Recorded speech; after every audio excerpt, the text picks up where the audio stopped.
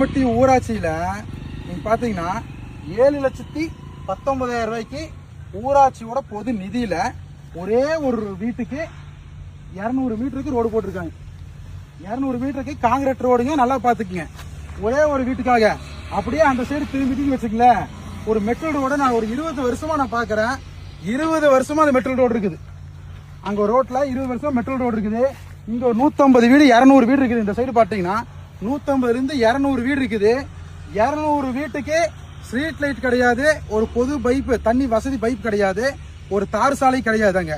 2 time மூர்த்தங்கால் போட்டாங்க ஒரு ரோட்டுக்கு. அது அப்படியே மூர்த்தங்கால் போடுவாங்க, ஜேசி போட்டு நடத்துவாங்க, போயிடுவாங்க. ஆனா இந்த ஒரே ஒரு வீட்டுக்கு 7,19,000 ரூபாய்க்கு எதன் அடிப்படையில் எத்தனை வீடு இருக்குன்னு தெரியல போட்டிருக்காங்க ரோடு.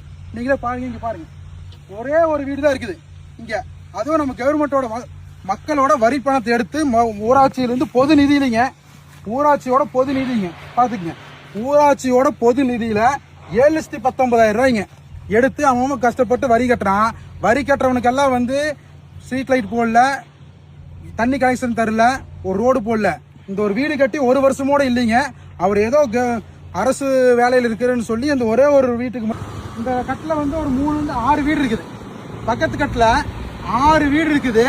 அது ஒரு ரோட்டோட நாமை பாருங்க. ஒரு வீட்டோட இருக்கிற ரோட்டோட நாமை பாருங்க, புது தார் ரோடு. இந்த பக்கத்து அதுக்கு முன்னத்த கட்டில சேரு பாருங்க. குழந்தை வச்சு எப்படி போவான்னு தெரியல. அவங்க ஒரு மண்ணு மூட போடல. அடுத்த ரோடு இந்த ரோடு ஒரு 300 இருந்து 400 வீட்டுக்கு போறக்கூடிய மெயின் ரோடுங்க. இதோட நிலைமை பாத்துங்க. இப்ப இல்லைங்க, 10 வருஷமா இந்த ரோடு இப்படித்தான் இருக்குது. இந்த ரோட்டுக்கு 10 வருஷம் ஆச்சுங்க. இப்படியா தான் இருக்குது மெட்டல் போட்டு. 10 இருந்து 15 வருஷம் ஆச்சு இந்த ரோடு இப்படித்தான் இருக்குது. ஆனா இந்த ஒரு வீட்டுக்காக எவ்வளவு செலவு பண்ணிருக்கான்னு பாத்துக்கங்க.